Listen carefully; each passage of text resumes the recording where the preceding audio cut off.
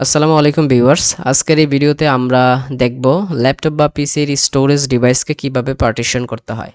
তো পার্টিশন কি এটা একটু বুঝে নেই।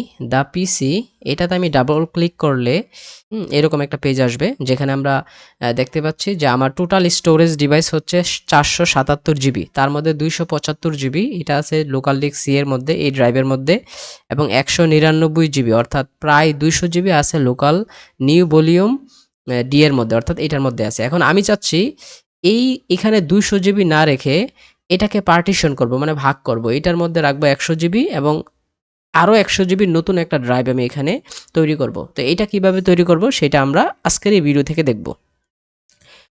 দ্য পিসি এই আইকনটাকে সিলেক্ট করতে হবে। মাউসের রাইটে ক্লিক করলে এরকম একটা পপ আপ উইন্ডো আসবে। এটার মধ্যে আমাকে যেতে হবে শো মোর অপশন, এখান থেকে ম্যানেজে যাইতে হবে। তো অনেকের মাউসের রাইটে ক্লিক করলে সরাসরি ম্যানেজ এই অপশন আসতে পারে। এই ম্যানেজের মধ্যে ক্লিক করব। তারপর এখানে আমরা দেখব যে ডিস্ক ম্যানেজমেন্ট, এই ডিস্ক ম্যানেজমেন্টকে সিলেক্ট করব। এই ডিস্ক ম্যানেজমেন্টকে সিলেক্ট করলে আমরা দেখতে পাচ্ছি যে এইখানে নিউ ভলিউম ডি, এবং এটা কত জিবি আছে 200 জিবি। হ্যাঁ, এবং আমি চাচ্ছি এই 200 জিবির মধ্যে আমি 100 জিবিকে আলাদা করব, মানে পার্টিশন করব। তো পার্টিশন করতে গেলে কি করতে হবে, এটাকে সিলেক্ট করব, এই ঘরটাকে সিলেক্ট করব। সিলেক্ট করতে গেলে কি করতে হয়, মাউসের লেফট বাটন যেটা এটা এটাকে ক্লিক করতে হয়, করলে এটা সিলেক্ট হয়। তারপর মাউসের রাইট বাটনে ক্লিক করলে এরকম নতুন একটা অপশন আসবে, এই যে শ্রিঙ্ক ভলিউম, এটাতে ক্লিক করতে হবে। এখানে কি দেখাচ্ছে, এখানে আমার দেখাচ্ছে যে টোটাল মেগাবাইট, এমবি দ্বারা বোঝাচ্ছে মেগাবাইট, অর্থাৎ টোটাল মেগাবাইট দেয়া আছে এইটুকু 204,799। এখন আমি কতটুকু নতুন ড্রাইভের জন্য নিতে চাচ্ছি, আমি যে পার্টিশন করে যে নতুন ড্রাইভটা তৈরি করবো এটার জন্য কতটুকু নিতে চাচ্ছি, এখানে সংখ্যাটা দিতে হবে। সংখ্যা কত দিব আমরা একটু দেখে নেই। আমরা চলে যাই গুগল ক্রোম,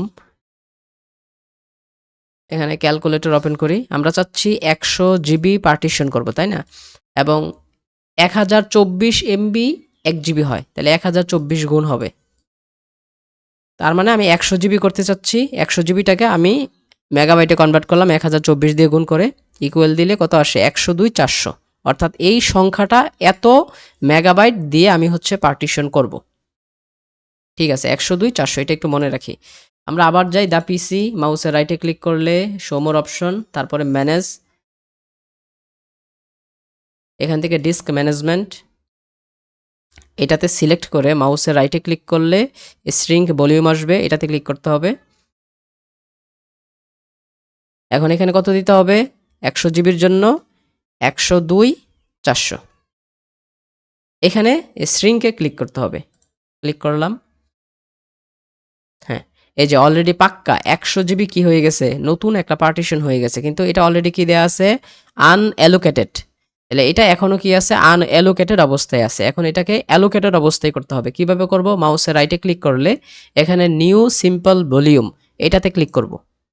তারপর এটাকে কি করতে হবে, এটাকে সিম্পলি অ্যালোকেটেড করে নিতে হবে। এই নেক্সটে ক্লিক করব।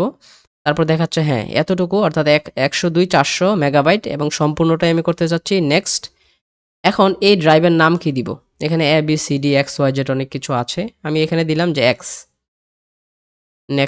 নেক্সটে ক্লিক করতে হবে, যা আছে তাই থাকবে, এখানে আর ধরার দরকার নেই। আমি চাইলে এই ভলিউমের লেভেলের নামটা দিতে পারি নতুন একটা নাম, যেমন হচ্ছে আমি নাম দিলাম পার্টিশন, আমি একটা নাম দিয়ে দিলাম পার্টিশন। তারপর next, finish.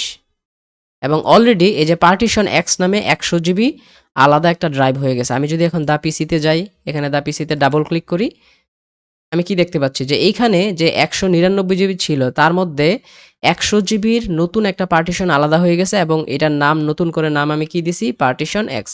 And finally I hope that এতক্ষণ পর্যন্ত যারা এই ভিডিওটি সম্পূর্ণ মনোযোগ দিয়ে দেখেছেন তারা বুঝতে পেরেছেন কিভাবে আপনি আপনার ল্যাপটপ বা পিসি থেকে স্টোরেজ ডিভাইসকে পার্টিশন করতে হয়।